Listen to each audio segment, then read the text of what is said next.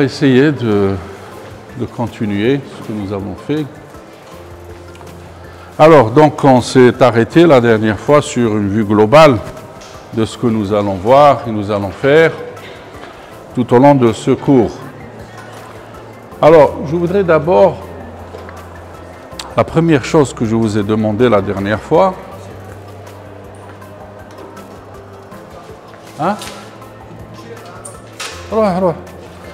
c'est de se poser des questions. La première des choses, c'est ce questionnement que nous devons avoir tous sur des bases de réflexion, que chacun de vous puisse se poser des questions et puisse avoir des réponses. Alors, nous n'allons pas voir, comme je l'ai dit la dernière fois, le côté empirique de la philosophie, c'est-à-dire les anciens philosophes grecs, les philosophes du Moyen-Âge, etc. Mais nous allons aborder plus une philosophie moderne, c'est-à-dire des philosophes modernes de l'après-guerre ou l'avant-guerre.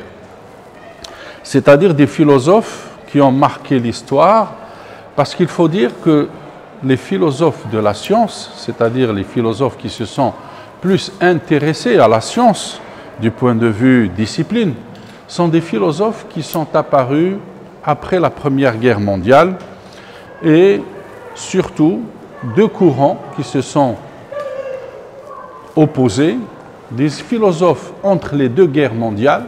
Donc vous avez la Première Guerre mondiale, 1914, et la Deuxième Guerre mondiale, 1939. Entre les deux guerres, il y a eu des philosophes qui se sont imposés par leurs idées. Et puis vous avez des philosophes qui sont apparus après la Deuxième Guerre mondiale, c'est-à-dire après 1945, et qui sont aussi venus avec des idées complètement opposées par rapport aux idées qui étaient développées entre les deux guerres. Et puis vous avez des philosophes modernes, d'accord, qui sont apparus vers les années 70. Et donc ce qui nous intéresse, nous, c'est plus cette philosophie moderne que la philosophie empirique, parce que la philosophie empirique a été essentiellement développée dans le cadre des sciences sociales et humaines en tant que discipline, d'accord, en tant que discipline. Mais nous, ce qui nous intéresse, c'est comment développer un esprit, d'accord, critique, et une critique positive. Parce que vous avez deux types de critiques. Je peux critiquer pour critiquer, d'accord, et c'est une critique négative qui n'apporte rien de plus, c'est juste une critique. Mais il y a de la critique positive, c'est-à-dire que je critique une pensée en apportant une nouvelle pensée. Donc je critique une façon de faire en apportant une nouvelle façon de faire. Je critique un raisonnement en apportant un nouveau raisonnement. Je critique une analyse en apportant une nouvelle analyse. C'est ce que j'appelle de la critique positive. Donc un chercheur, la première, je dirais, chose qu'il doit avoir, c'est de développer cette critique positive. Et pour développer une critique positive, il faut avoir beaucoup d'informations et de connaissances, d'accord, qui vous permettront de faire une critique positive. Si vous ne possédez pas assez de connaissances et de savoir, vous ne pouvez pas faire de la critique positive, d'accord? Donc, ce qui fait qu'il faut être en mesure de pouvoir critiquer. Si je ne suis pas en mesure de pouvoir critiquer, ce n'est pas la peine de critiquer. Si c'est juste pour critiquer, quel est l'intérêt? Donc, ce que je vous demande d'abord, c'est de pouvoir lire. Et donc, je vais d'abord vous donner des lectures à faire. Des lectures à faire, c'est-à-dire que nous allons, nous, cet amalgame de disciplines qui représente donc l'ensemble des doctorants que nous avons aujourd'hui avec nous, c'est de pouvoir créer des agglomérats. Qu'est-ce que ça veut dire des agglomérats? Je vous demande tous, selon vos affinités, d'accord, de former des groupes.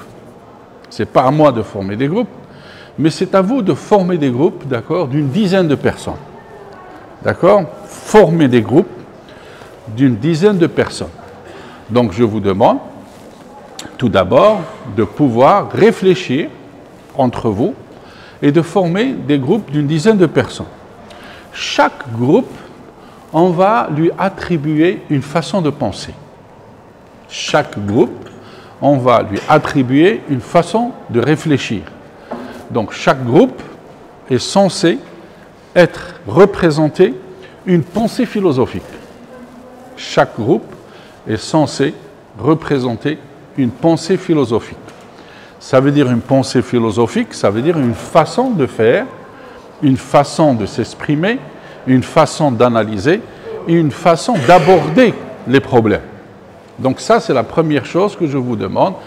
Ce n'est pas à moi, je vous laisse le temps entre vous, d'accord, de pouvoir vous organiser pour ça. Alors ensuite, une fois que vous avez réalisé vos groupes, la prochaine étape, qui sera les ateliers que nous allons faire ensemble, d'accord, c'est confronter un groupe à un autre groupe. Qu'est-ce que ça veut dire, confronter un groupe à un autre groupe? Ça veut dire que vous avez un groupe. Vous allez préparer votre façon de réfléchir, tous ensemble. Qu'une personne va aborder, et on va aborder un sujet. Je vais dire par exemple, aujourd'hui, c'est la logique. Le thème sera la logique, d'accord? Donc vous allez donner votre point de vue, le groupe va donner son point de vue sur la logique. Mais l'autre groupe fait partie d'un autre type de pensée, d'accord, une autre école de pensée, il va aussi lui donner son point de vue sur la logique. Un groupe a une façon de penser, il va donner son point de vue sur le thème de la logique. L'autre groupe va répondre, il va dire non, la logique n'est pas ainsi. La logique est ainsi, d'accord? Et il va créer un débat entre le premier groupe et le deuxième groupe. C'est un jeu auquel nous allons nous soumettre tous, comment l'un peut influer l'autre, d'accord, et battre l'autre par rapport à ses pensées. C'est important, d'accord? Je vais vous donner un exemple. Vous savez que en physique, je vais parler de la physique, ensuite on peut parler d'autres disciplines, il y a eu toujours deux grandes écoles de pensée, d'accord? L'école de ce que nous appelons l'école de Berlin, l'école allemande, l'école de Berlin, auquel est associé le leader Einstein. Donc l'école de Berlin, et son leader est Einstein. Sa façon de penser, sa façon de faire la science, sa façon de réfléchir est basée sur ce qu'on appelle le déterminisme. Rien n'est fait par hasard. C'est le déterminisme. Tout est exact, tout est précis. Ça, c'est l'école de Berlin. Et puis, vous avez à la même époque une autre école qui s'est développée, qui est complètement à l'opposé de l'école de Berlin, c'est l'école de Copenhague, danoise. L'école de Copenhague, dont le leader est Bohr. Bohr, leader de l'école de Copenhague. Elle est basée sur l'indéterminisme. Le contraire du déterminisme.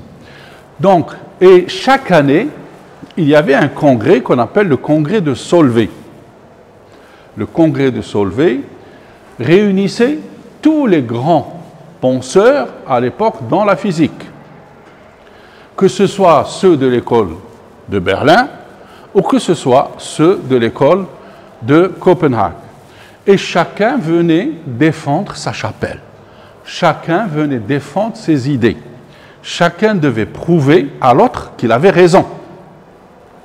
Et donc chacun, pourquoi? Parce que cette critique positive, cet antagonisme entre deux types de pensée, c'est ça qui a fait évoluer la science. La science ne peut évoluer que par des critiques positives. La science ne peut évoluer que s'il y a une confrontation d'idées.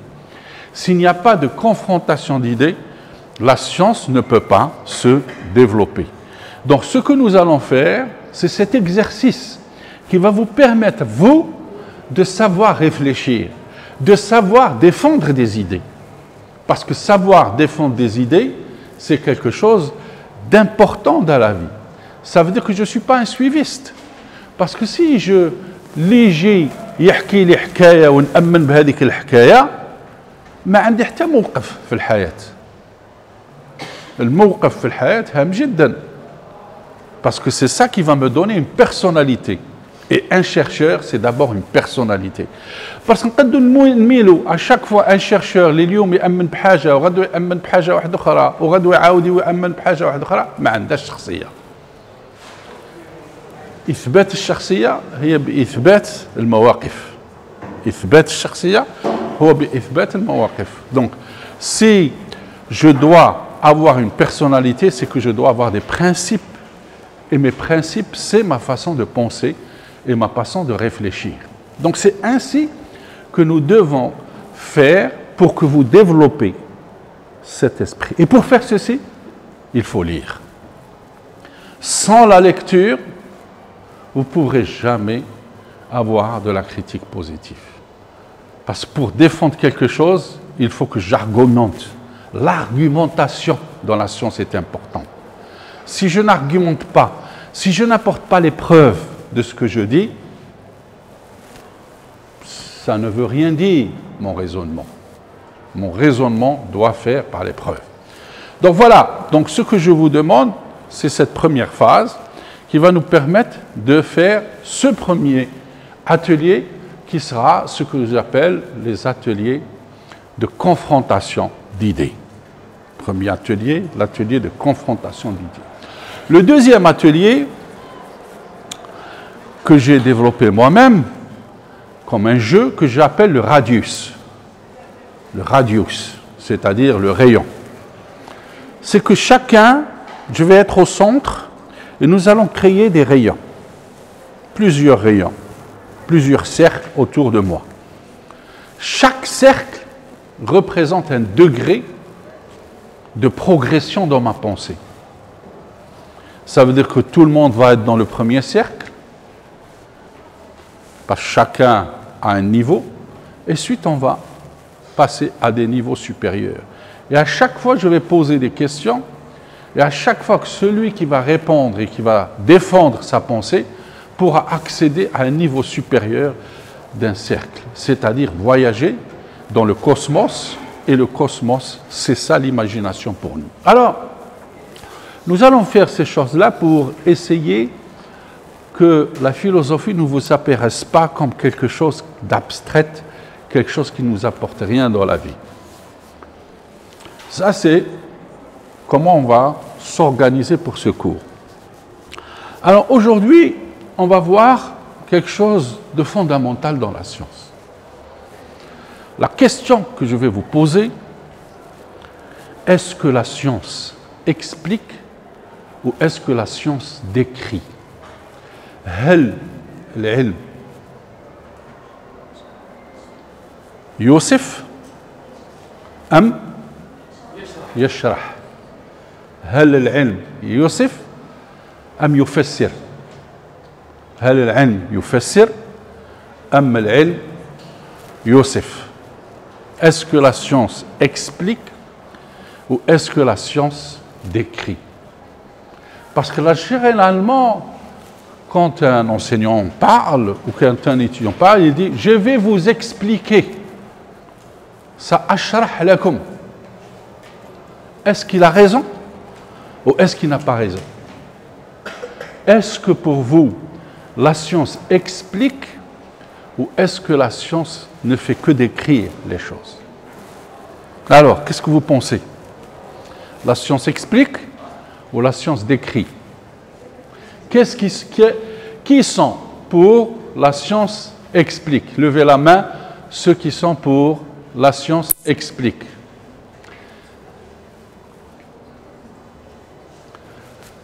Alors, il faut bien croire à ce que vous dites. ماشي غير هكا انا في ديدي. انا قلت لكم الشيء الاول نؤمن بالشيء اللي انا نؤمن به. إلا ما نشب هذا الشيء ماشي غير نرفد يدي بلا ما نخمم. Faut d'abord que je réfléchis. Quoi, c'est quoi expliquer et c'est quoi décrire? Qu'est-ce que ça veut dire expliquer et qu'est-ce que ça veut dire décrire? Donc si je n'ai pas dit de réponse, je ne lève pas la main. Ni c'est pour s'y expliquer, ni pour décrire, d'accord?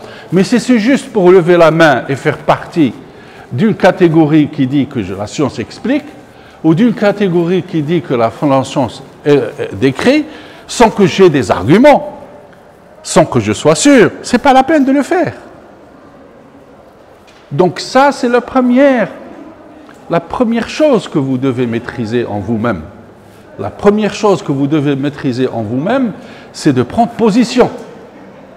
Et si vous n'avez pas d'argument, il ne faut pas prendre de position. Vous êtes neutre. Prenez pas de position, parce que vous n'êtes pas capable de pouvoir prendre une décision et un choix. Donc, qu'est-ce qui sont pour la notion que la science explique? Levez la main. Vous voyez, maintenant, il n'y a pas beaucoup de mains qui se sont levées. Hein? Tout à l'heure, il y avait beaucoup de mains qui se sont levées, mais j'ai juste fait une petite introduction et tout le monde maintenant réfléchit, est-ce qu'il lève la main ou est-ce qu'il ne lève pas la main? D'accord? Qu'est-ce qu'ils sont pour que la science décrit? Vous voyez, il y a beaucoup, donc 90% n'ont pas de réponse à cela. Ne savent pas si la science explique ou si la science décrit. Tfaddal, allez-y. Oui. Oui, tfaddal.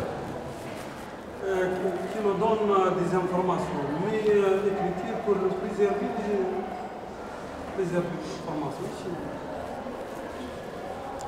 زيد واحد باغي يهدر تفضل. لازم نشوفوا الفرق ما بين كيكسبليكيها وكي تشرح كيما نقولوا توصفها.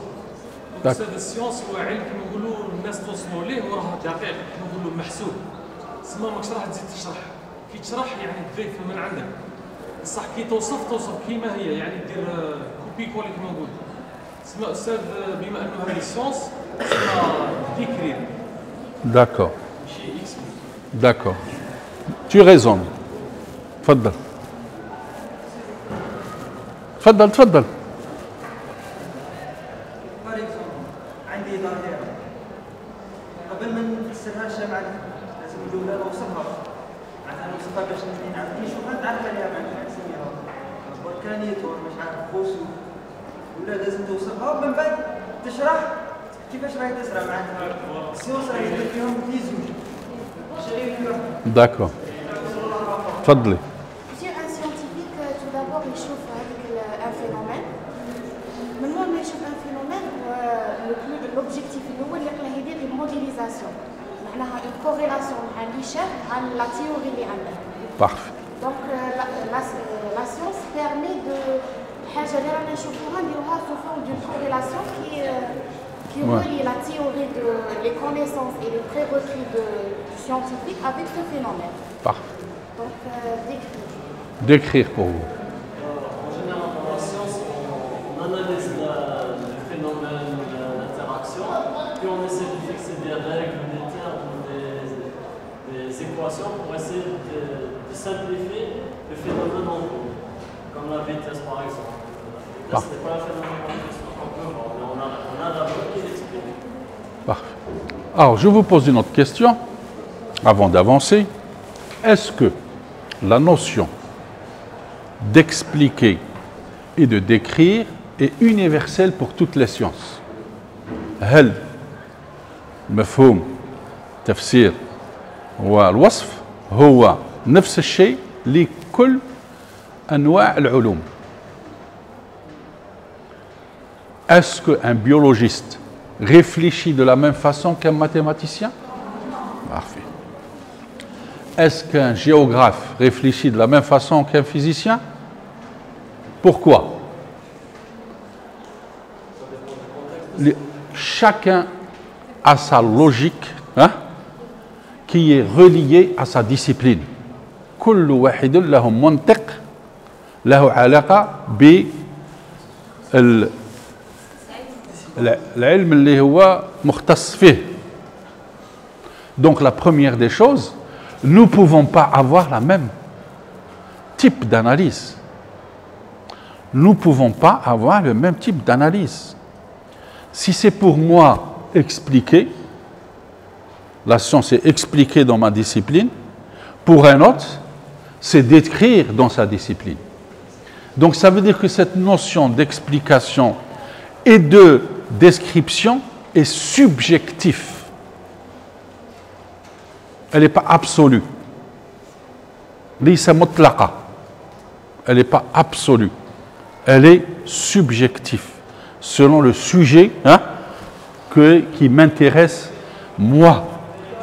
Donc ça veut dire que d'abord, il faut que moi, par rapport à ma discipline, il faut que je définis qu'est-ce que ça veut dire dans ma discipline expliquer et qu'est-ce que ça veut dire décrire.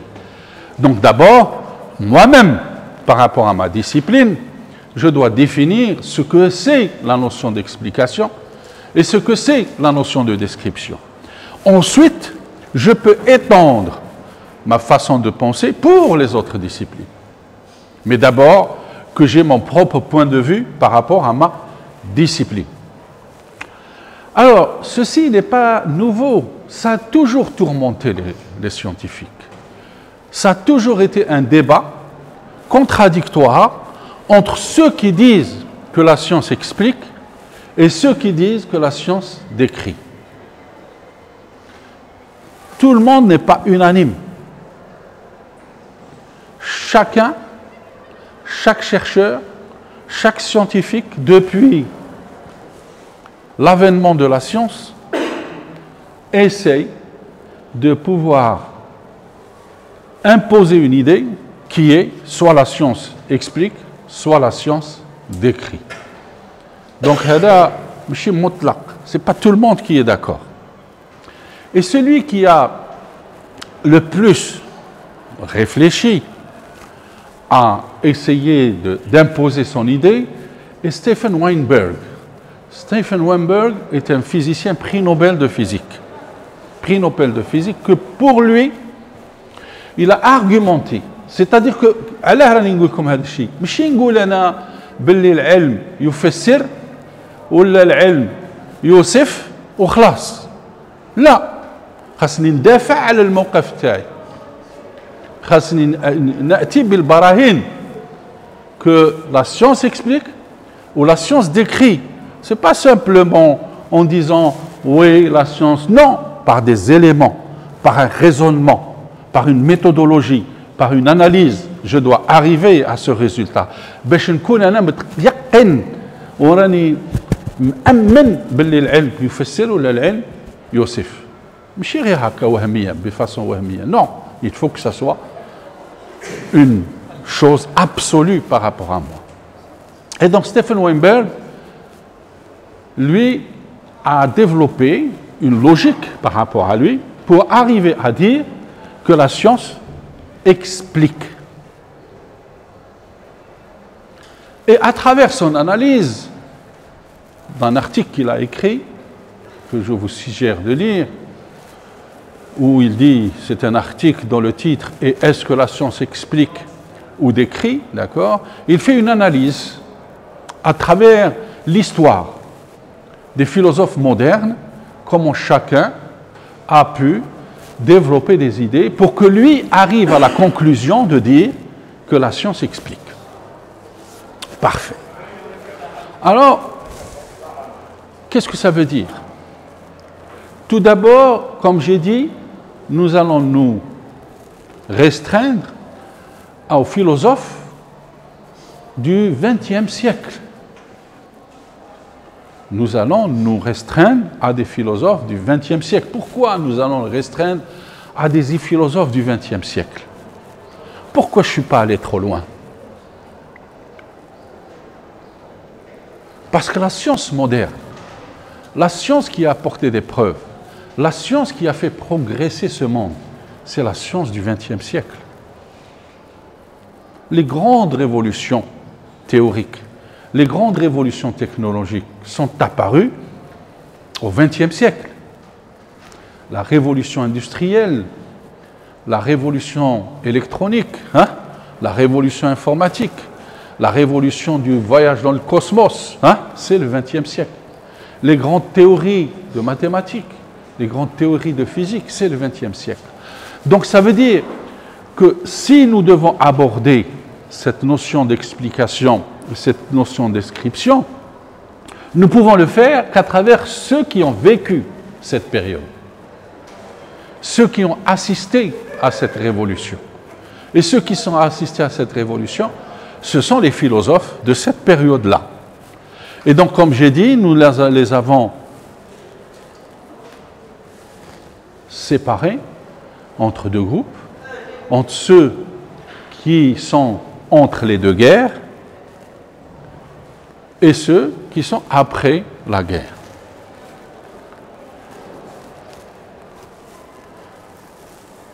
Parmi un des plus grands philosophes entre les deux guerres, c'est Wistingen. C'est un philosophe qui s'est beaucoup intéressé à cette notion, auquel il attribue la notion d'explication ou la notion de description, d'accord, à une notion de cause. La causalité, la cause. Si je définis la cause, si je sais exprimer la cause d'un événement, la cause d'un phénomène, d'accord, je pourrais décider si de la science explique ou si la science décrit. Ça veut dire qu'ici, nous introduisons un autre concept pour pouvoir faire la différence entre l'explication et la description en introduisant la notion de cause. Parce que pour certains, pour expliquer quelque chose, il faut trouver les causes de cette chose-là. Quelles sont les causes qui ont induit cette chose-là? Pourquoi cette chose est ainsi? Parce que c'est la cause de ça. Pourquoi il y a eu ce phénomène? Parce que ce phénomène est dû à cette cause-là. D'accord? Et plus je vais remonter dans la cause, plus je vais remonter à la première cause, plus je vais dire que je vais expliquer. Parce que j'ai su la cause qui a donné de ça. Ça, qu'est-ce que ça veut dire la cause? Parce que quand je décris quelque chose, ça veut dire que je vais vers ce qu'on appelle le fondement de la chose. Parce que le fondamental, cette équation, c'est l'équation fondamentale. هذه المعادلة كي نقولوا الفوندامنتال الأساسية ها ومن بعد نلقى باللي هذه المعادلة ماشي هي الأساسية كان أشياء أساسية قبل هذه ها المعادلة الأساسية إذا غادي نبدأ نولي في الرول نولي الأساس إذا tant que je reviendrai de plus en plus vers le fondamental, plus je vais définir ceci. Et c'est pour ça que Weinberg introduit trois concepts pour faire cette différence. Le premier concept, c'est le concept du fondamental. Le fondamental. Le deuxième concept, c'est la déduction. Déduire. J'ai déduit. Vous avez une équation, et à partir de l'équation, vous allez déduire autre chose. Donc le principe, et puis le troisième, le principe. Le fondamental, les principes et la déduction. Donc trois choses dans lesquelles il faut faire la différence. Le fondamental, les principes et la déduction. Ceci se traduit par trois choses. Le comment, le quand et le pourquoi. Le comment, le quand et le pourquoi. Comment les choses se font? Quand est-ce que les choses se font? Et pourquoi les choses se font? Un scientifique Vous devez développer cette pensée. Vous devez vous poser ces 3 questions. Le comment, comment se fait l'évolution, par exemple. Comment se fait la division cellulaire. Comment se fait l'émission de la lumière. Ce sont ces questions du comment. Le quand. Quelles sont les conditions pour qu'elles se produisent? Quand est-ce qu'elles se produisent, ce phénomène? Quand est-ce qu'il se produit, ce phénomène? Une éclipse solaire, quand est-ce qu'elle se produit? Et puis, la chose la plus importante, pour laquelle c'est difficile de répondre, pourquoi elle se produit? Limada. كيف متى ولماذا كيف متى ولماذا هذه هما الأسئلة التي يجب أن تطرحونها في حياتكم العلمية كيف متى ولماذا إذن quel que soit le phénomène, quelle que soit la chose que vous devez étudier, sur laquelle vous devez réfléchir, vous devez vous poser ces 3 questions. Comment, le quand et le pourquoi. Et donc, le fondamental, la déduction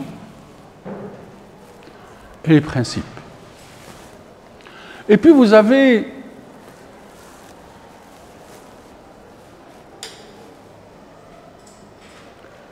l'autre école d'après-guerre, dont le leader est Bertrand Russell. Bertrand Russell. N'oubliez pas ce nom. Pour moi, Bertrand Russell est l'une des figures les plus importantes et les plus imposantes de la philosophie moderne. Bertrand Russell était un mathématicien, logicien, homme politique. Il a tout fait. Au départ, personne ne croyait à ses idées quand il développait ses idées. Mais par la suite, ces idées sont devenues incontournables pour le développement de la connaissance, du savoir et de la pensée. Bertrand Russell, un Anglais, d'accord? Donc, pour lui, la science ne fait que décrire les choses. Elle n'explique pas. Parce que plus on va revenir dans le fondamental, plus on va être confronté à une chose pour laquelle nous n'avons pas de réponse. Et vous allez le voir. Et donc, pour nous, nous allons, quand je dis le fondamental, et donc pour lui, le fondamental, ça veut dire que nous devons rechercher dans toute la science que nous faisons, dans n'importe quelle discipline, des relations entre des paramètres, des relations entre des variables. Ces relations entre ces variables, ces relations entre des grandeurs, d'accord, ces relations entre des constantes universelles vont nous permettre de définir des équations. Toute votre vie, vous avez manipulé des équations. Et ces équations vont vous permettre de déduire de ces paramètres d'autres paramètres. À partir des observations que vous allez faire, ces observations vont vous donner des données. Ces données vont être accrochées à des variables, vont être accrochées à des paramètres, et vous allez rechercher des régularités. Qu'est-ce que ça veut dire des régularités? Des relations entre ces variables. Des relations entre ces variables. Et une fois que vous avez trouvé ces relations entre ces variables, ça veut dire cette relation qui relie cette grandeur avec cette grandeur, d'accord? Vous allez pouvoir trouver par exemple une relation qui lie la température à la pression. vous allez pouvoir déduire des situations nouvelles que vous n'avez pas pu faire avec l'observation. Donc ces relations vont vous permettre de déduire, d'évoluer vers de nouvelles situations. Donc toute votre vie, en tant que chercheur, pour faire progresser la science, c'est de trouver des équations. Mais pour un chercheur, pour un scientifique, ces relations ou ces équations, c'est ce qu'on appelle des théories. Parce que toute théorie, toute relation, toute théorie est une relation mathématique. Une relation entre des grandeurs, d'accord, vous donne une équation mathématique. Ça veut dire que vous devez mettre en place un système qui peut vous permettre de faire parler ces grandeurs pour décrire un phénomène. Quel que soit le phénomène en biologie, en électronique, en mécanique, quel que soit. Je donne un exemple très simple. Je vais prendre la mécanique rationnelle, s'il y a des mécaniciens ici. On va vous dire, j'ai un problème d'optimisation. Je suis industriel, et pour moi, en tant qu'industriel, je suis un industriel dans le concentré de tomates. Pour moi, si je suis industriel dans le concentré du tomate, il faut que le prix avec lequel je vends ma concentré de tomates soit le plus faible possible pour que beaucoup plus de gens achètent mon produit que chez d'autres fournisseurs. Pour moi, il faut donc que j'utilise le maximum de tomates, d'accord, dans le plus petit volume. Maximum de tomates dans le plus petit volume. Pourquoi dans le plus petit volume? Parce que le volume, c'est la boîte. C'est du métal. Ça me revient cher. Plus je vais utiliser de la matière, plus ça va être, ça veut dire que le coût va être élevé. Donc ça veut dire que quand je dis un volume, ça veut dire que là, c'est la surface que je vais utiliser pour créer ce volume. C'est la surface, c'est comme la feuille d'aluminium que je vais utiliser pour fabriquer ma boîte. Et donc la question qu'on va poser à un mécanicien, on va lui dire, trouvez-moi le volume le plus petit qui peut contenir le maximum de matière. Trouvez-moi le plus petit volume qui peut contenir le maximum de concentré de tomates. Donc, qu'est-ce que je vais faire? C'est un problème de mécanique. C'est un problème d'optimisation. Et je me rappelle qu'il y a une équation, qu'il y a des équations en mécanique rationnelle qu'on appelle les équations de Liouville, et que ces équations de Liouville me permettent de trouver une relation qui lie le volume à la surface. De passer d'une intégrale triple à une intégrale double. Et les gens ont réfléchi, ils ont trouvé que pour avoir le maximum de tomates, par exemple pour 500 grammes, vérifiez-le, d'accord, quand vous allez acheter maintenant une concentrée de tomates, que pour avoir le maximum de matière à l'intérieur d'une boîte de 500 kg, 500 grammes, pour avoir le 500 grammes dans une boîte et utiliser le minimum de volume, il faut que la hauteur soit égale à 2 fois le diamètre. Vérifiez la boîte.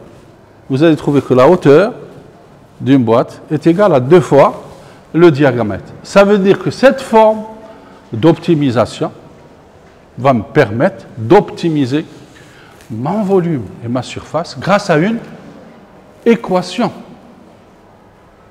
qui relie des grandeurs. Donc, dans toute votre vie, vous allez rechercher des relations et des équations mathématiques. Et on appelle ça, en science, trouver des théories. Trouver des théories. théorie de Newton, théorie d'Einstein, théorie de Liouville, théorie loi de Moore. Donc soit c'est des théories, soit c'est des lois, soit c'est des quoi? Des modèles. Donc vous allez manipuler toute votre vie trois choses. Des modèles, modèles de l'évolution, des théories, théorie d'Einstein, ou des lois, les lois de Newton. Un modèle, quelle est la différence? Alors, je vais vous poser, quelle est la différence entre un modèle, une théorie et une loi? Vous êtes posé la question? Je ne pense pas. Quelle est la différence entre un modèle, namoudaj, une théorie, nadariya, une loi, qanoun?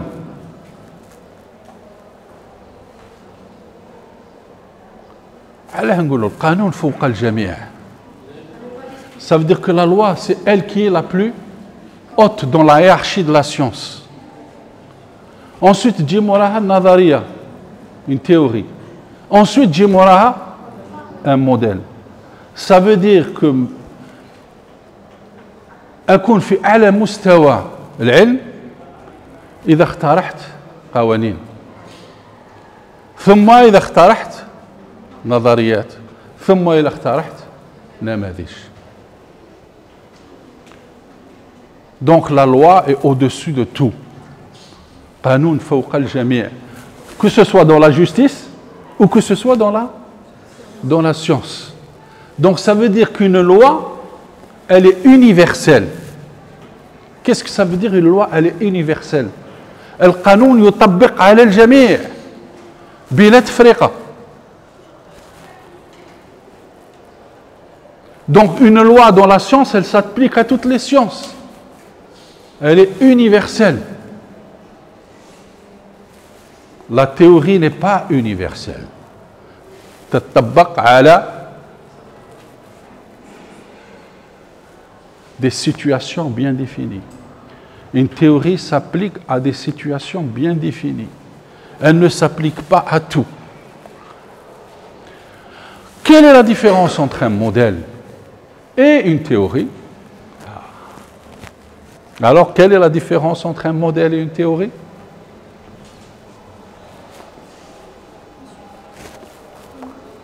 Salvé. N'est pas?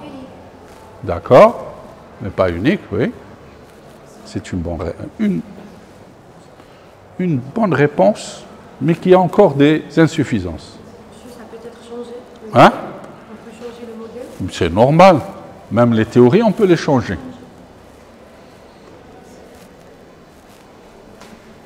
La théorie peut être justifiée ou illustrée par un modèle. Une théorie? Peut-être justifiée ou illustrée par un modèle.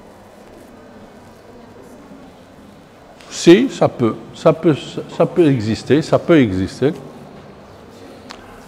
Alors, Fadli. Hein? Non.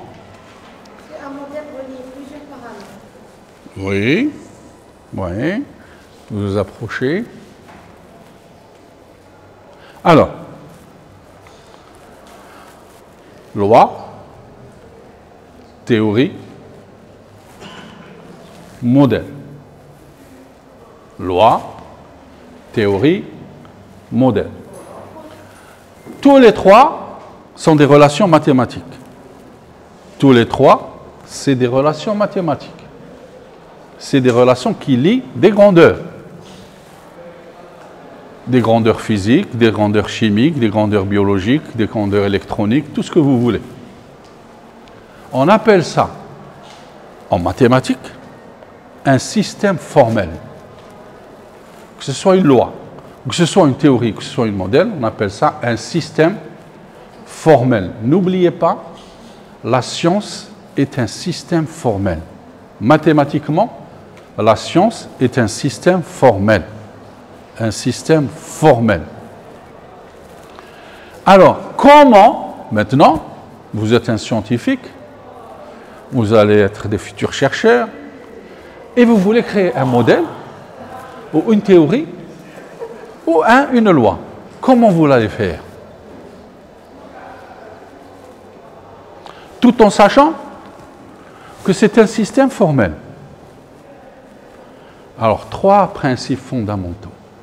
Un système formel, la première des choses, d'accord, un système formel est basé sur des grandeurs. Sur des grandeurs. Qu'est-ce que ça veut dire? Je prends un exemple. Le langage. L'oral arabiya ou la langue française. Elle est passée sur des grandeurs. C'est quoi ces grandeurs? C'est ce qu'on appelle des symboles. En mathématiques, on appelle ça des symboles. Les symboles de la langue arabe, huma, l'alphabet. D'accord? Les symboles de la langue française, huma l'alphabet. A, B, C. C'est les symboles de la langue française. Hein? Alif, beta, c'est les symboles de la langue arabe. D'accord? Parfait. Une fois que donc ça veut dire que je vais développer un langage. On va poser cette question, je vais développer un langage. Donc pour développer un langage, j'ai dit c'est un système formel. Ça veut dire que je vais dire, d'abord définir quels sont les symboles de ce langage. Par exemple, les symboles du langage du français, c'est les mêmes symboles que le langage anglais. C'est les mêmes lettres. Maintenant, une fois que j'ai défini les symboles, je vais définir ce que j'appelle des déclarations. Qu'est-ce que ça veut dire une déclaration? Une déclaration est un assemblage de symboles. Un assemblage de symboles. En langue, c'est un mot. Je vais faire unir des symboles, M avec O, avec N, avec T, hein, etc., pour fabriquer des mots. D'accord? Ces symboles, ils ont deux. Soit ils sont justes, soit ils sont vrais, soit ils sont faux. Par exemple, si je mets un symbole C-H-A-T, ça veut dire chat. Hein? C'est bon. Mais si je prends C-A-H-T, ça me donne C-H-T. Ça ne veut rien. Ça ne veut rien dire. Donc ça veut dire que je vais définir des déclarations qui sont vraies et des déclarations qui sont fausses. D'accord? À partir de là, je vais mettre en place ce que j'appelle des axiomes. Qu'est-ce que ça veut dire un axiome dans le langage? La grammaire. Comment ces mots, je vais les ajuster un à côté de l'autre, d'accord, pour fabriquer des phrases. Pour fabriquer des phrases. Et une fois que je fabrique des phrases et je fabrique des mots, j'ai mon langage, d'accord? Mais j'ai mes règles, d'accord, qui me permettent de construire ces phrases. Alors maintenant, je vais revenir à la science. Donc je vais faire une théorie ou une loi dans mon domaine. Donc une équation, un système formel mathématique. Donc la première des choses, parce qu'on a dit, des symboles. Quels sont les symboles que je vais utiliser? Je vais donner par exemple la force, la masse, hein, l'accélération, la pression, la température. C'est les symboles.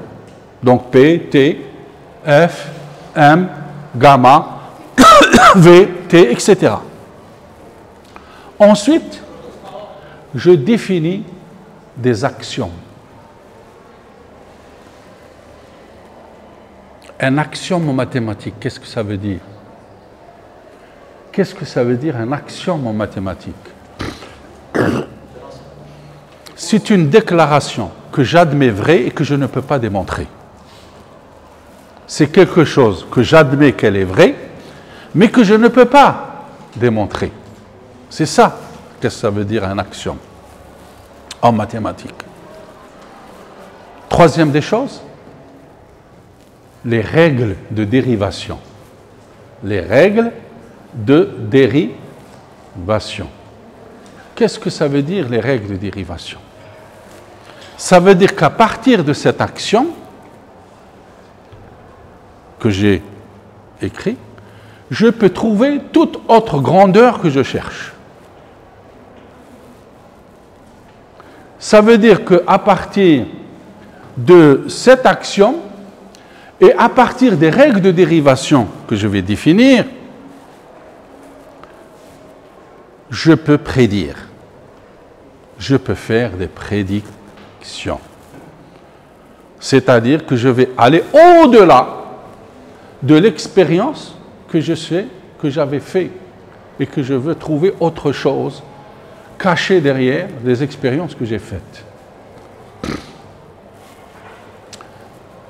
Pas un petit bout de craie quelque part? Bon.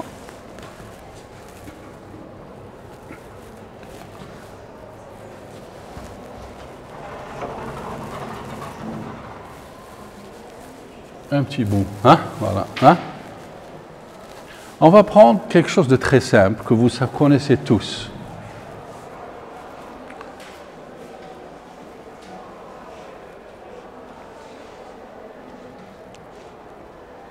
Théorie de Newton, théorie de la mécanique classique. Vous l'avez tous fait. F égale M gamma. Hein?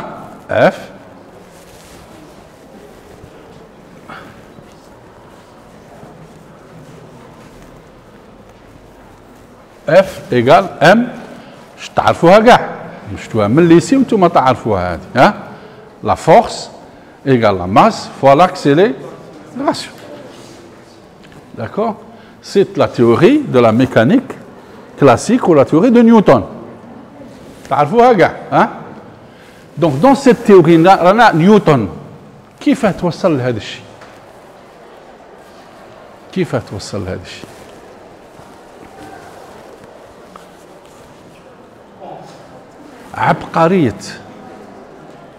عبقرية العالم. Le génie d'un scientifique, il est où? Si vous allez devenir des génies, c'est quoi le génie? Tout le génie, c'est de trouver le bon action. Tout le génie, c'est de trouver le bon action. De trouver la bonne déclaration que je ne peux pas démontrer et qui est vraie. Parce que si Newton, donc F égale M gamma, c'est l'axiome de la mécanique classique. F égale M gamma, c'est l'axiome de la mécanique classique. Est-ce que vous pouvez le démontrer, F égale M gamma?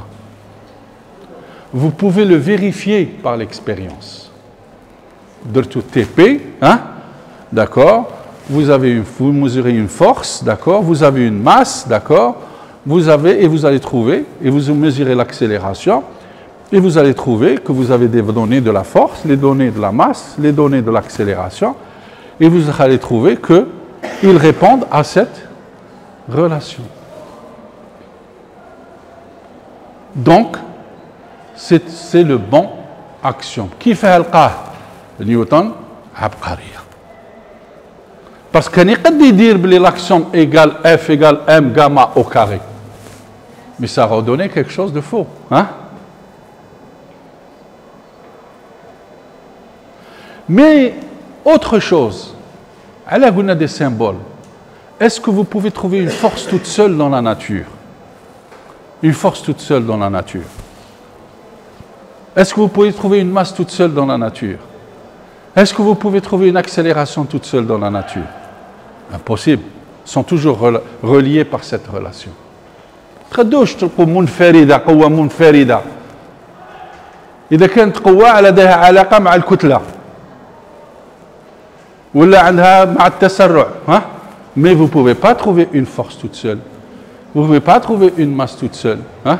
Vous ne pouvez pas trouver une accélération toute seule. Elles sont tout le temps reliées entre eux dans cet univers. Et comment Newton est arrivé à cela?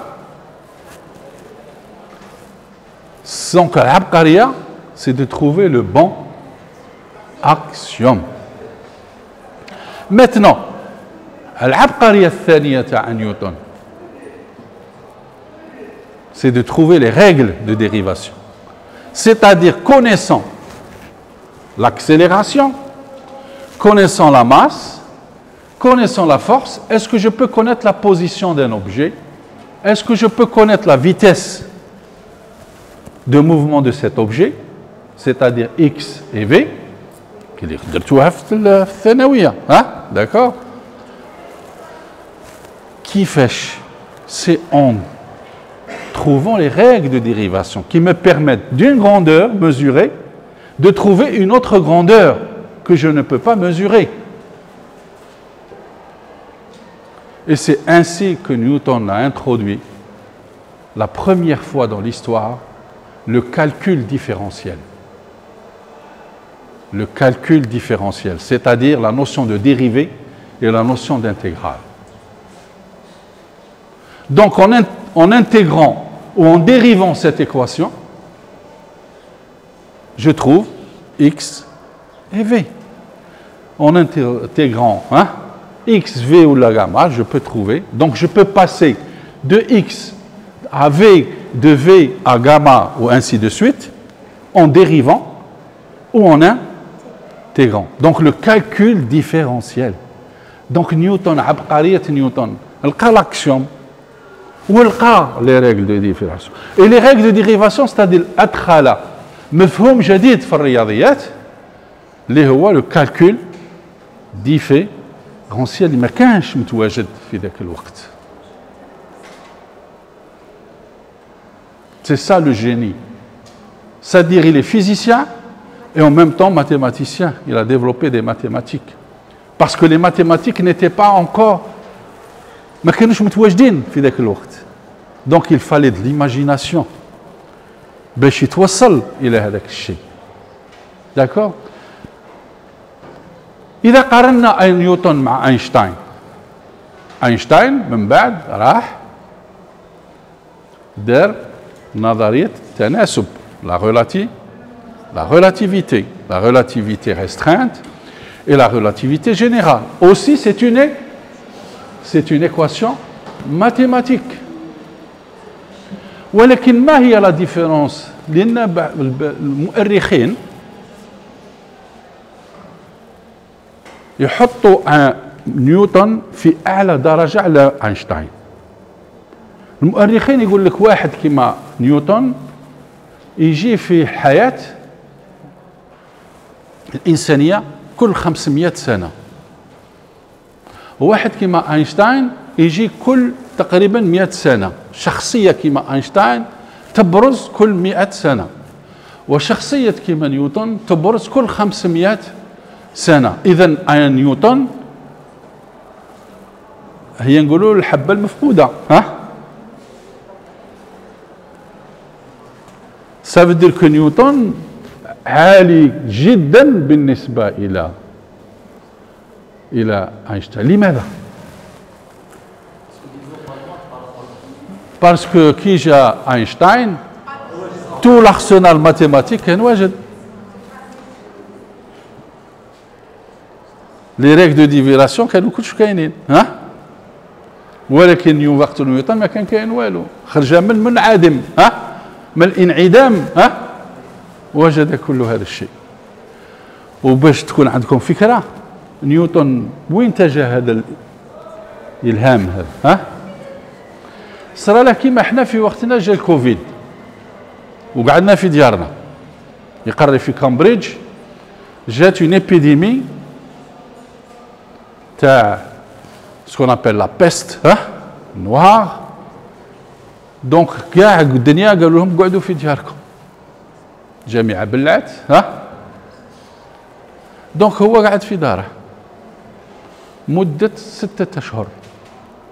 في هذاك الوقت اللي كان قاعد في داره فما فتح عليه الإلهام وجاب هذه كاع النظريات d'accord. Donc فيها شيء مفيد les pandémies, hein, شيء مفيد les pandémies.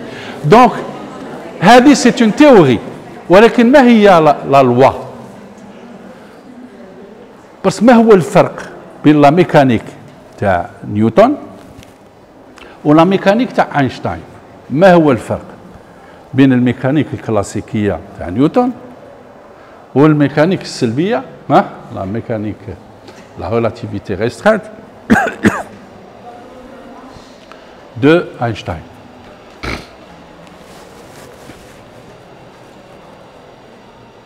ما احنا ماناش نديروا الفيزياء، ولكن هل كتسوى النظريه تاع اينشتاين ولا النظريه تاع نيوتن هل تطبق على كل الحالات؟ لا. اين تطبق نظريه نيوتن ولا نظريه اينشتاين؟ اين نطبق هذه؟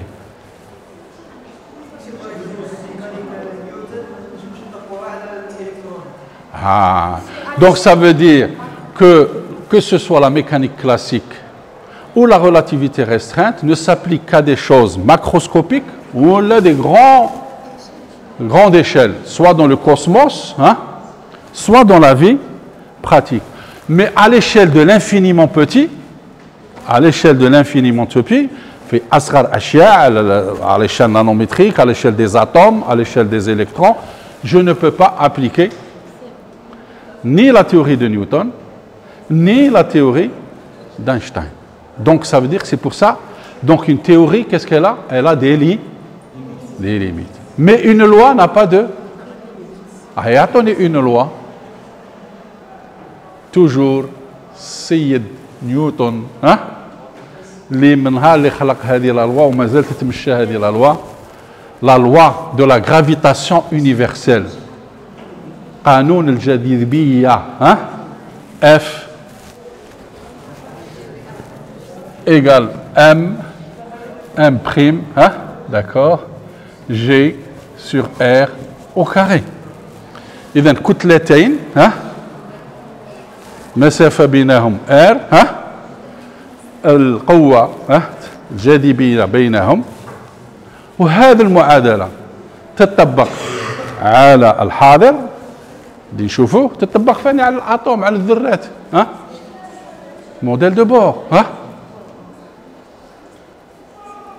Ça c'est une loi, elle est universelle. D'accord? مفهوم؟ Et le modèle maintenant. ولكن toutes les théories باش تفهموا، ها؟ غادي نبقوا في الفيزياء puisque je suis physicien. D'accord? Toutes les théories,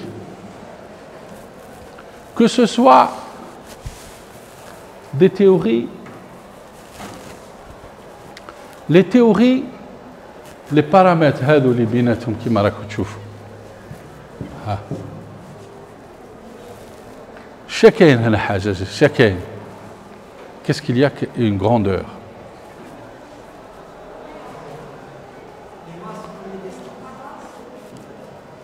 Quelle est la grandeur universelle? G. D'accord? C'est une constante universelle. إذن هذا الكون فيه 4 grandeurs universelles. G, d'accord? V, la vitesse de la lumière. C, la vitesse de la lumière. D'accord? Ou H, ce qu'on appelle la constante de Planck. وبعض المرات نزيدوا الرابعة اللي هي la constante, d'accord, de l'entropie, K. Constante de Boltzmann. نسموها la constante de Boltzmann. ولكن في كثير من donc une théorie. Donc soit يكونوا فيها une grandeur universelle, G, soit 2 grandeurs universelles. Par exemple, Einstein a 2 grandeurs universelles dans la théorie de la relativité. C'est-à-dire moi, G ou C. 2 grandeurs, G et C. La vitesse de la lumière et la gravitation. Le modèle standard, par exemple, a 3 H. Donc, plus une théorie de compliquée, complexes, d'accord, plus يكونوا فيها les grandeurs universelles. Donc nous avons une théorie à une grandeur universelle, des théories à 2 grandeurs universelles et des théories à 3 grandeurs universelles. هذه بالنسبة للفيزياء. Et un modèle. Maintenant, quelle est la différence sur le modèle?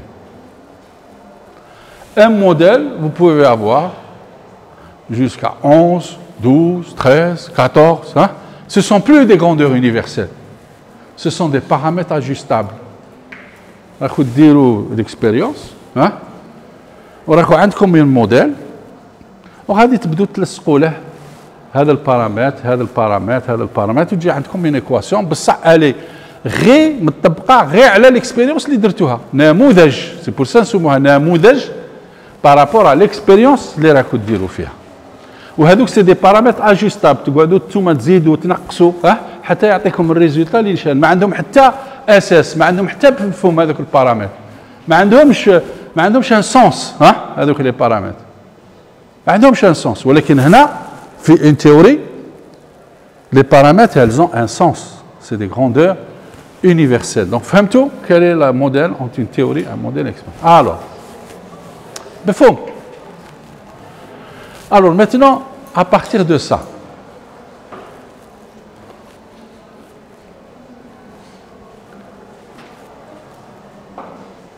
est-ce que la science, غادي نوصل دروك اللي غادي دروك تخمو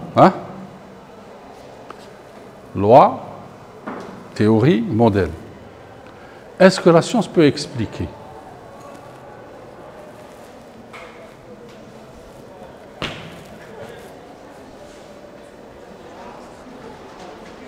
On va prendre un exemple.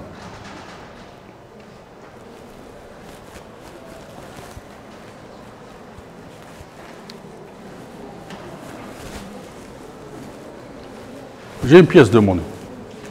Je vais la jeter. Elle va tomber. Elle va tomber. Pourquoi elle tombe? J'ai dit bien, sous l'effet de la pesanteur. G sur Terre, c'est une constante.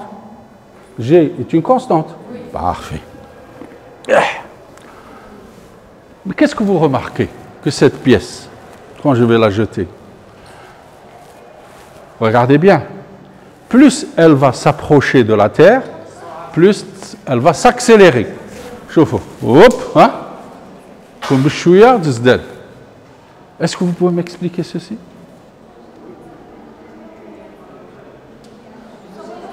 G elle est constante. كتلة تاعها راها هذه كتلة 20 دورو 20 دورو تسوى الميزان تاعها كيف غادي يتغير الميزان تاعها؟ اش لاوتور هاي ما خليها لا. Est-ce que vous pouvez m'expliquer pourquoi Einstein a passé 40 ans de sa vie à essayer de trouver la solution? Il a dit توجد حل. Chacun, qu'est-ce qu'il y a comme énergie? Il y a l'énergie cinétique et l'énergie potentielle. L'énergie cinétique, elle est liée à la vitesse, 1/2 de 1v au carré. Et l'énergie potentielle, elle est liée à la distance, à la hauteur. D'accord? MGH. Il a dit que cette pièce, en descendant, elle va échanger de l'énergie potentielle, c'est-à-dire la distance, en énergie cinétique, c'est-à-dire la hauteur, la distance, غادي تتغير إلى السرعة. De l'énergie potentielle à l'énergie cinétique. صح. Mais الشيء المهم علاه راني نقول لكم لو فوندمون، غادي نروح نزيد نحط لا كيستيون. فهمت لنا فسرت لنا، vous nous avez expliqué pourquoi elle accélère.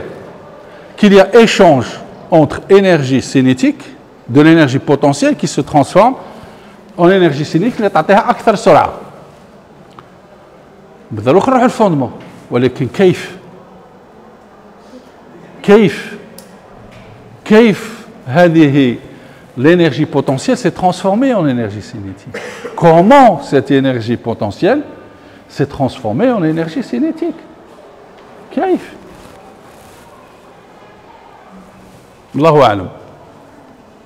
Il n'a pas trouvé d'explication. Ceci nous revient à dire à une chose fondamentale, que toutes les théories sont incomplètes. كل النظريات غير متكاملة. Toutes les théories sont incomplètes. Et celui qui a أدخل هذا المفهوم, c'est un des plus grands mathématiciens et logiciens du monde, تاع كل القارات, يسموه كورت جودل. كورت جودل. Kurt Gödel était mathématicien autrichien. شوفوا هذا العباقرة, ces grands scientifiques, فيهم كاع des défauts. كاع فيهم des défauts. défaut تاع كورت جودل شتاهو؟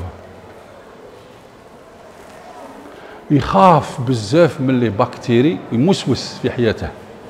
موسوس كل حاجة توسوسه. كانت الحرب العالمية الثانية بدأت تبدأ, هو خاف لا هتلر يديه ويدخلها بالسيف في الحرب. موسوس قال خاصني نسافر, وكم كان معروف عطاوه بلاصة باش يقري في اليونيفرسيتي لا بلو بريستيجيوس برينستون, وين كان اينشتاين هو الليدر تاع هذيك الجامعه في برينستون. بصح قال انا كون نروح مع في سفينه كيما كاع الغاشي سي سور غادي يعقلوا عليا ويديني هتلر يفيقوا بيا ويدوني ما يخلونيش نروح ويخطفوني. الور ضرب تور دو موند, روح حتى لا سيبيري, وما لا سيبيري دخل على البول باش يدخل الولايات المتحده. لي ان فواياج يقعد فيه بالك 15 يوم, قعد فيه 4 شهور باش وصل لبرينستون. عطاوه اون بوزيسيون تاع ماتيماتيك. ايتي لامي انتيم, الصديق الحميم لاينشتاين. يسكنوا حداه بعضها, يخدموا في رحبه, كل يوم يتمشوا. اينشتاين قال كان يقول لهم بلي هذا السيد ما كاش واحد كيفاه. باش مات كنا نقولوا باللي خاف موسوس من لي بكتيري, من الوسخ, من كلش. مات باغ انوركسي بلا ما ياكلش, تالمو يخاف لا ياكل في ذا الطبسي ولا ياكل في هذه ولا ياكل في هذه ولا في هذه, مات بالجوع. على نقول لكم هذو. الور كورت جودل خرج هذا التيوريم يسموه لو تيوريم دانكومبليتود. لو تيوريم دانكومبليتود, نظرية الغير متكاملة. Que toutes les théories sont incomplètes. Parce que quand vous avez un théorème en mathématiques, vous le démontrez, soit il est vrai, soit il est faux. Qu'est-ce théorème? Soit il est juste, soit il est faux. Qui dit une démonstration, soit elle est vraie, soit elle est fausse. ولكن كورت جودل il a démontré que كاين بعض الحالات اللي ما نقدروا نقولوا لا فري ولا جوست. نقعدوا dans l'indécidabilité. مروا السنين, هذه في 1934. مروا السنين, عاود يجي السنين. Qu'est-ce que ça veut dire? Parce qu'Einstein كاع حياته هو يحوس على une théorie complète qui englobe tout. Elle est valable pour l'infiniment petit, elle est valable pour l'infiniment grand. Donc Gödel arrive ويقول باللي tout est indécidable في هذه الحياة. Tout est indécidable. Rien n'est absolu. لماذا? Donc ça veut dire que la cause, pour trouver que si quelque chose est décidable, il faut que je trouve la cause de cette chose-là.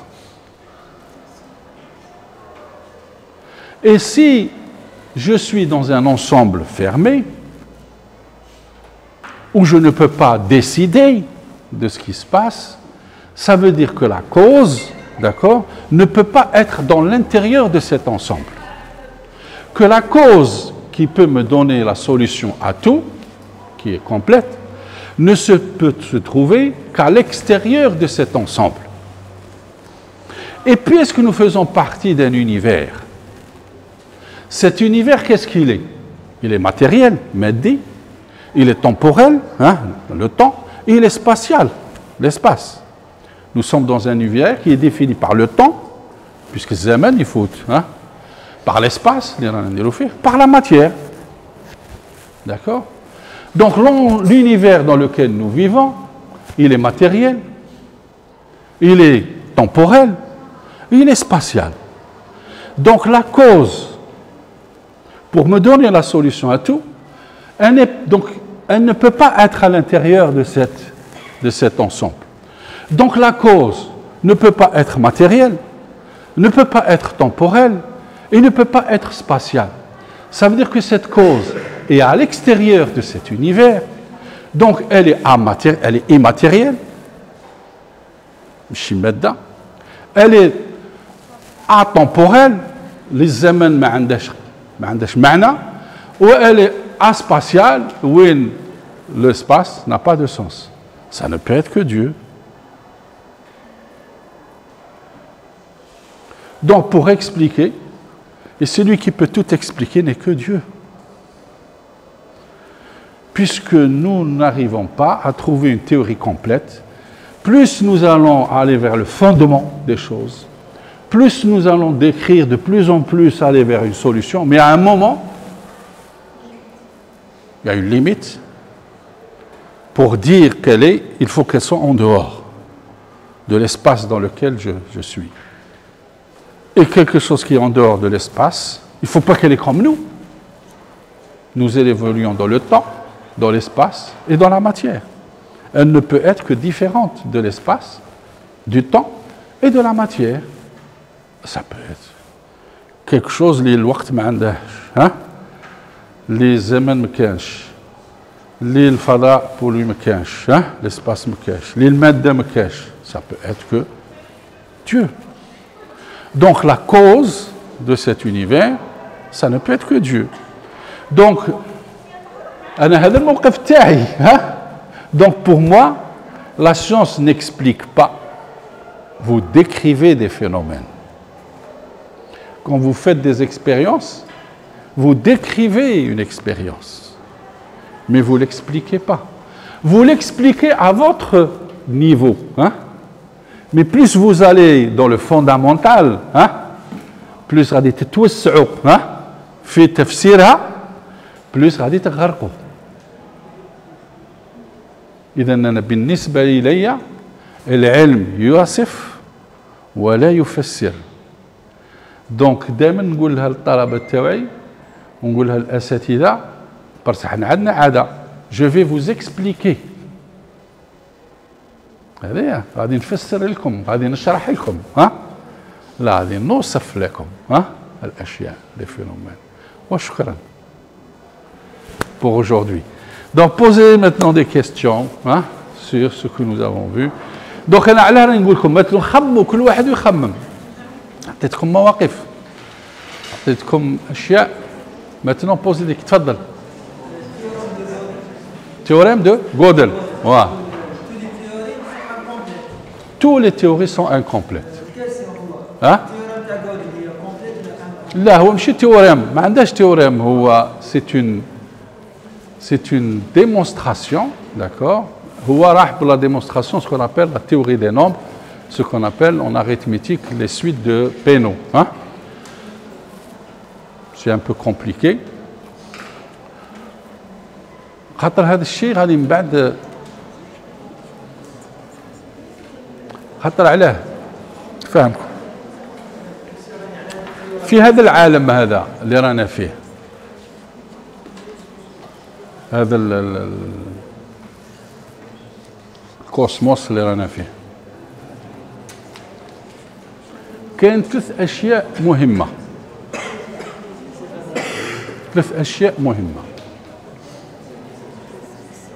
شا كنا نقولوا لا دينيير فوا, quelles sont les grandeurs qui se conservent dans cet univers.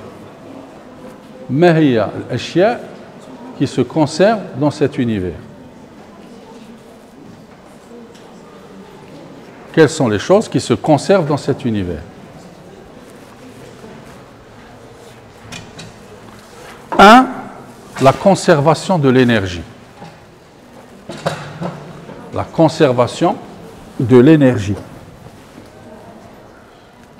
L'énergie se conserve dans cet univers. Le bien golo, rien ne se perd, tout se transforme. Hein?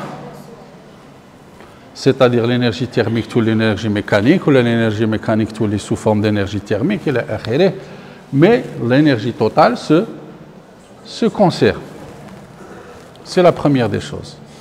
وهذه توصلت لها par la théorie de symétrie عالمة في الرياضيات يسموها إيميلي نوثر. إيميلي نوثر قصة عجيبة جدا. Émilie Noether, 1900, était une étudiante qui faisait le français. Parce qu'à l'époque, en Allemagne, nous sommes en 1914, en Allemagne, il était interdit, partout dans le monde, il était interdit aux femmes d'étudier à l'université. L'université n'était dédiée que pour les hommes. Les femmes étaient interdites. La seule chose qu'ils pouvaient faire, c'était de faire les langues. Soit le français, soit le latin, et l'akhiré. Mais باش يديروا العلوم, c'était interdit aux femmes باش يديروا العلوم. Donc elle avait fait une licence de français باش تروح تقري في الليسي. هذا هو المرأة خاصها تروح تقري في الليسي برك. باسكو علاه كانت الناس الحياة la femme ne peut aller enseigner qu'à des femmes. ما تقدرش تقري des hommes. Ou les hommes يقروا غير les hommes. Qui كملت la licence تاعها بوها c'était un professeur de mathématiques. فيليكس نوتر. بغات تقلد الاب تاعها. هي كانوا عندها مواهب في الرياضيات، قالت خاصني نكمل الرياضيات. في تلك السنة 1915 ils ont autorisé les femmes à étudier dans l'université ولكن ما يدوش الدبلوم يقروا بلا دبلوم. سجلت روحها باش دير الدكتوراه في الرياضيات. ادات الدكتوراه في الرياضيات. شكون كان المومبر دو جيري تاعها؟ لو بلو غران ماتيماتيسيان في ذاك الوقت إلبير. اللي تعرفوا لي زيسباس دو إلبير. أعجب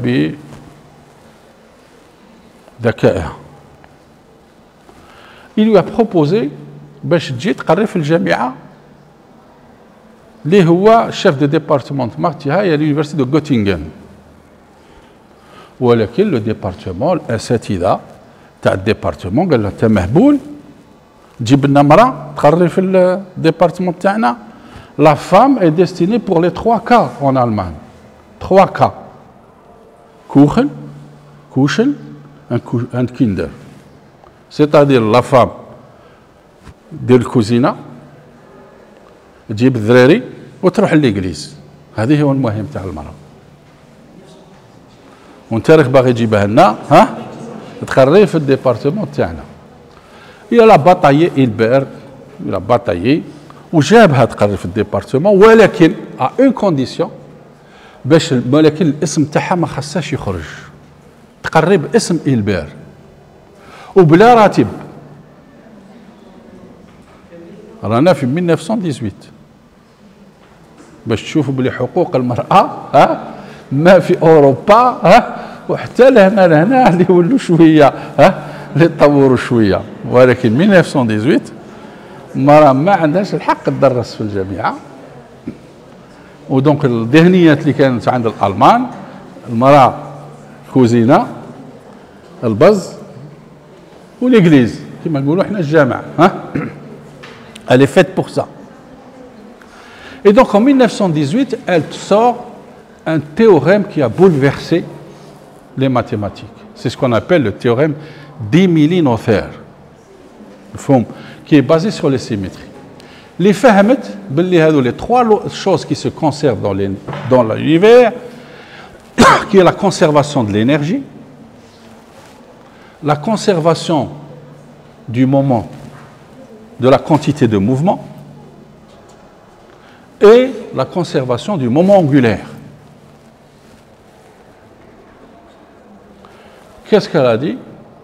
La conservation de l'énergie nous donne ce que nous appelons l'uniformité du temps, la conservation de la quantité de mouvement, l'uniformité de l'espace, et la conservation du moment angulaire, l'anisotropie de l'espace. ما تقدروش هذه الأشياء comment elles sont importantes. كي تشوف تسمعوهم هكا نعطيكم un exemple. كي راكم ديروا التجارب كي ديروا دي تي بي نقولوا بتاع البريمير اني باش تشوفوا لا لوا تاع نيوتن. نتوما درتوا التجارب اللي 10 سنين قدامكم داروا نفس التجربه واللي غادي يجوا موراكم غادي يديروا نفس التجربه هذه التجربه درناها 100 سنه من قبل ولا نفس التجربه نديروها 100 سنه بعد dans les mêmes conditions vous allez trouver toujours les mêmes résultats. Pourquoi? Parce qu'il y a la conservation de l'énergie. S'il n'y avait pas la conservation de l'énergie, هذا غير مستحيل qu'on ait les mêmes résultats. C'est pour ça qu'on refait les mêmes expériences et si on les refait dans les mêmes conditions, on trouve les mêmes résultats. Deuxième, هذه la même expérience درتوها هنا في ليستو ولا درتوها في باب الزوار ولا درتوها في الكندا ولا درتوها في البرازيل في نفس conditions, vous allez trouver les mêmes résultats. Pourquoi? Parce qu'il y a la conservation de la quantité de mouvement. Vous faites l'expérience dans la direction du sud, ou là dans la direction de l'est, ou là dans la direction de l'ouest. Vous allez trouver toujours les mêmes, parce qu'il y a la conservation du moment angulaire. Donc, هذه إيميلي موتور هي اللي جابت لنا هذا الشيء. ولكن ماتت في الميزيرية.